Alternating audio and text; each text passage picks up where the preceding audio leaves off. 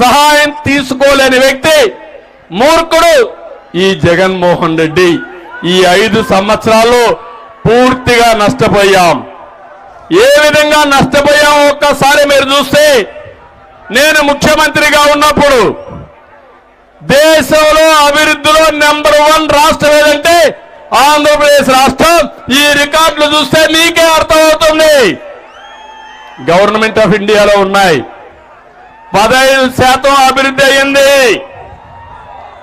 5 సంవత్సరాల్లో అభివృద్ధి జరిగిన ప్రాంతం ఏదంటే దానికి చిరునామా ఆంధ్రప్రదేశ్. ఇది 14-19లో జరిగింది. 19-24 జగన్మోహన్ రెడ్డి ముఖ్యమంత్రి అయ్యాడు. 10.93కు పడిపోయింది. అంటే 4% అభివృద్ధి తగ్గిపోయింది. దీనివల్ల మీరు చూస్తే దగ్గర ప్రభుత్వానికి ఆదాయం 30,000 కోట్ల రూపాయలు తగ్గిపోయింది. సంవత్సరం 30,000 కోట్లు వస్తే ఎన్ని సంక్షేమ కార్యక్రమాలు ఇవ్వచ్చు మీరే ఆలోచించాల్సిందిగా మిమ్మల్ని అందరినీ కోరుతున్నా. నేను ముఖ్యమంత్రిగా ఉన్నప్పుడు తెలంగాణ ఆంధ్రప్రదేశ్ 2 రాష్ట్రాలు కూడా ఆ రోజు హైదరాబాద్ నేనే అభివృద్ధి చేశాను. 19లో విభజన జరిగినప్పుడు తెలంగాణ మనకంటే తలసరి ఆదాయం ఎక్కువ ఉంది. తలసరి ఆదాయం అంటే ప్రతి ఒక్క వ్యక్తికి సంవత్సరానికి ఎంత ఆదాయం వస్తుందో లెక్కేస్తారు. అది చూస్తే మనకు తక్కువ ఉంది, వాళ్ళకి ఎక్కువ ఉంది. ఎంత ఎక్కువ ఉందంటే 14వ సంవత్సరానికి లెక్కలు తీసుకుంటే ఆంధ్రప్రదేశ్ కంటే తెలంగాణ 35% ఎక్కువ ఉంది.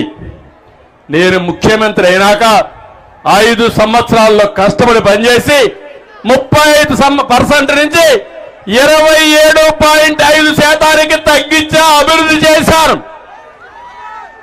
జగన్మోహన్ రెడ్డి వచ్చాడు.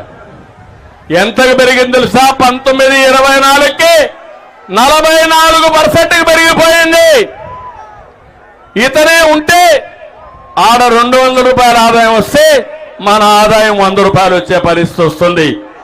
నేను ఒకటే మిమ్మల్ని అడుగుతున్నా, మీ ఆదాయం పెరగాలనా లేదా అని అడుగుతున్నా.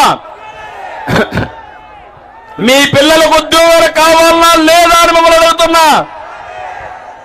మీ కష్టాలు తీరాలనా లేదా అని మిమ్మల్ని అడుగుతున్నా. ఇది జరగాలంటే మళ్ళీ బాబు రావాలి.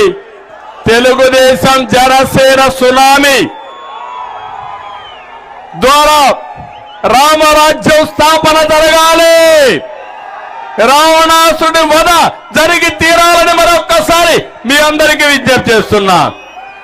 అందుకే నిన్న మొన్న వీళ్ళు చూస్తున్నా, వీళ్ళు మాట్లాడుతున్నారు. నేను కొన్ని అనౌన్స్మెంట్లు చేశా.